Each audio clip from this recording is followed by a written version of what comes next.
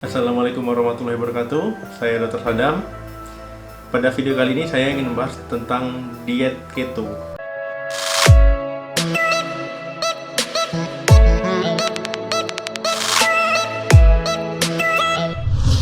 Jadi diet itu sebenarnya banyak dan beraneka ragam, dan semuanya itu ada yang baik digunakan dalam jangka panjang, ada yang hanya boleh dilakukan jangka pendek.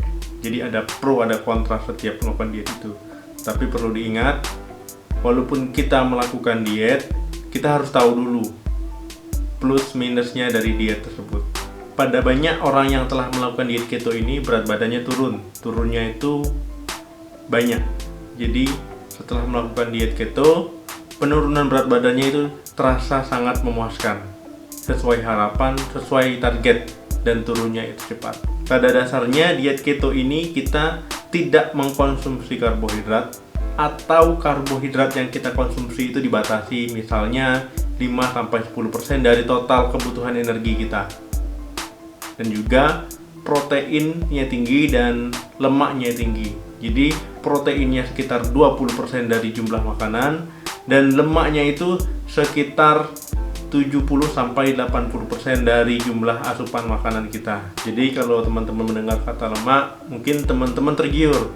Wah, diet ini bagus nih, mantap nih, karena bisa makan yang berlemak-lemak. Pikirannya pasti kalau sudah lemak itu pasti pikirannya gorengan, pokoknya hal-hal yang enak, hal-hal yang tadinya dilarang boleh dimakan.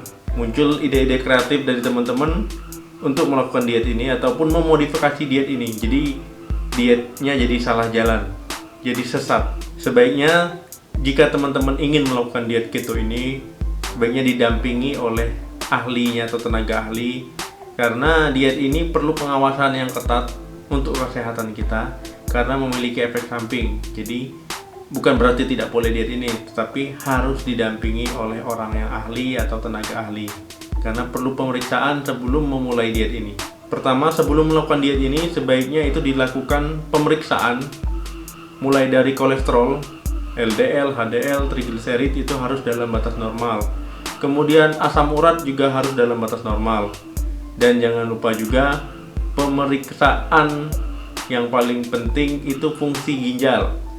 Baik ureum, baik kreatinin itu harus dalam batas normal. Yang kedua, diet ini termasuk diet yang hanya boleh dilakukan jangka pendek. Jadi antara 3 bulan sampai maksimal 6 bulan dilakukan untuk diet keto ini. Jadi tidak boleh diet keto ini dilakukan untuk jangka panjang. Jenis makanan yang dimakan itu haruslah lemak baik, karena kan di sini sebagian besar kebutuhannya itu lemak, yang tadi 70-80% dari jumlah makanan, dan 20%-nya itu protein. Jadi lemak yang dikonsumsi itu lemak baik, bukan lemak jahat seperti gorengan, seperti makanan yang aneh-aneh. Jadi harus lemak baik. Akan saya jelaskan sedikit tentang diet keto ini, metabolisme yang ditimbulkan di tubuh kita. Jadi sebenarnya tubuh kita ini memerlukan karbohidrat. Jadi sangat penting sekali fungsi karbohidrat ini sebagai sumber energi, maupun untuk sel otak dan sel darah merah kita. Karena apabila tubuh kita istilahnya itu tercukupi kebutuhan karbohidratnya, itu sel otak dan sel darah itu akan berfungsi dengan baik. Jadi kebutuhan karbohidrat yang dibutuhkan tubuh kita itu sekitar 130 gram. Jadi kalau seandainya diet keto ini tidak ada karbohidratnya, ataupun karbohidratnya dibatasi di bawah kebutuhan tadi, bisa dibayangkan kalau tubuh kita akan kekurangan karbohidrat. Jadi fungsi sel otak dan sel darah itu bisa terganggu. Dan juga yang paling penting, diet ini hanya dilakukan jangka pendek. Mungkin kalau dilakukan jangka pendek itu tidak begitu berpengaruh, tetapi kalau dilakukan jangka panjang itu bisa menimbulkan dampak yang buruk. Timbul pertanyaan setelah diet keto ini, kok bisa kurus? Kok bisa berat badannya turun cepat? Tingkatnya apabila tubuh kita tidak ada karbohidrat ataupun karbohidratnya defisit, tubuh kita akan membentuk benda keton. Jadilah ketosis. Nah, mengapa diet ini disebut dengan ketosis? Keton tadi akan menyebabkan tubuh kita mengeluarkan air, menarik air. Jadi seolah-olah kita ini seperti dehidrasi, jadi air keluar, dan tubuh kita apabila kita ditimbang itu pasti tubuh kita akan mengalami penurunan berat badan karena karbonya itu tadi tidak ada, jadi menarik air, jadi keluarlah air karena defisit karbohidrat. Nah, jadi makanya apabila orang yang diet keto dengan orang yang melakukan diet rendah kalori, itu muka yang diet keto itu akan sedikit layu, berbeda dengan orang yang melakukan diet rendah kalori. Dan diet keto ini dianjurkan untuk makan protein dan tinggi lemak. Jadi perlu diingat, kebanyakan di luar sana orang melakukan diet keto ini mengkonsumsi lemaknya itu lemak yang jahat, yang cenderung sebenarnya tidak dianjurkan. Jadi diet keto ini kita dianjurkan untuk mengkonsumsi yang lemaknya tinggi, lemaknya lemak baik. Misalnya dari 100% yang kita makan, lemaknya itu kan tadi 80% atau 70%. Nah, jadi dari jumlah 100% lemak itu yang kita makan itu lemak baiknya itu 80%. Jadi 20%-nya bolehlah makan yang lemak-lemak yang tidak baik.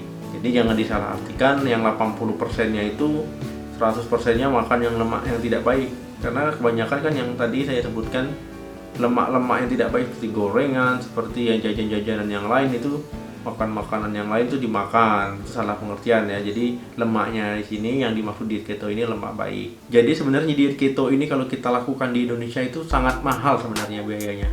Karena kalau kita ingin mengkonsumsi ikan salmon, kemudian alpukat, terus juga kacang-kacangan, minyak zaitun, dan juga VCO. Nah, ikan salmonnya ini yang jadi masalah.